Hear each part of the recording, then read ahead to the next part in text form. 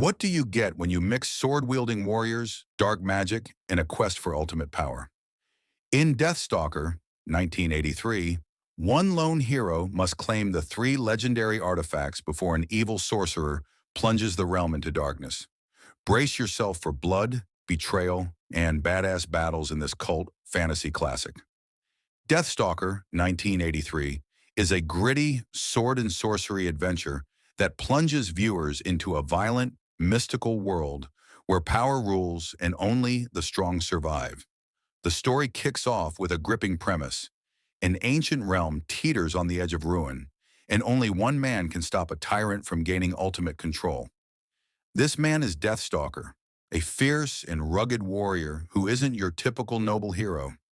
He's more of a cunning rogue with his own code, drawn into a battle far greater than himself.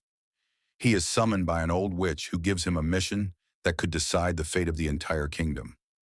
The task? To find and unite the three mystical powers of creation, a chalice, an amulet, and a sword. These aren't just legendary relics, they're objects of immense magical energy. When combined, they can grant godlike power to the one who wields them. But there's a dark twist. Deathstalker isn't the only one searching for these artifacts. An evil sorcerer named Munkar, cruel and power-hungry, is also hunting them down with deadly purpose. Munkar isn't just your typical villain. He's manipulative, sadistic, and rules through fear. His arena of blood and death entertains the crowds while keeping his enemies weak and divided. He's not just after the relics for power's sake. He wants to bend the entire realm to his will, plunging it into darkness under his rule. This sets up a dangerous race against time.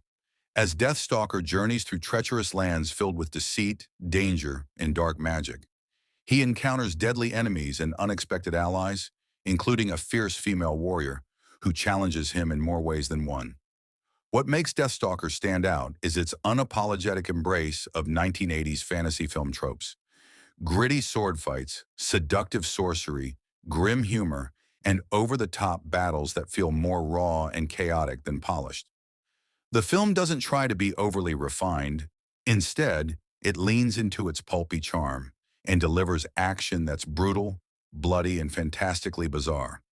With every battle, Deathstalker gets closer to the relics, but also deeper into a moral struggle.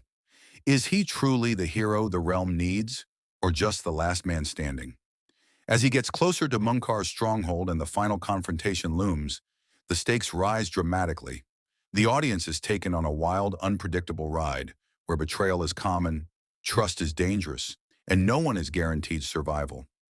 The film's pacing builds tension as the forces of good and evil collide in a climax full of sword-swinging chaos and magical duels. Decades after its release, Deathstalker has earned a place as a cult classic. It's not polished like modern fantasy epics, but that's exactly why it has such a loyal following. It represents a raw, fearless era of fantasy cinema where anything could happen and often did. The characters are larger than life, the plot is simple but effective, and the visual style is pure 80s fantasy grit. For those who love sword fights, dark magic, anti-heroes, and a bit of campy flair, Deathstalker delivers the goods. It's a film that doesn't hold back, and for fans of old-school fantasy, it's a ride worth taking.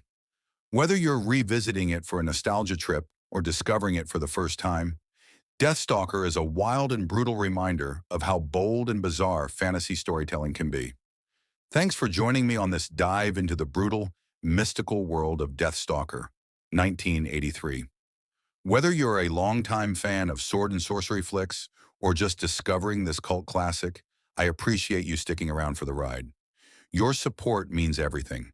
So if you enjoyed this journey, don't forget to like, comment, and share your thoughts. Until next time, stay sharp, stay brave, and may your quests always be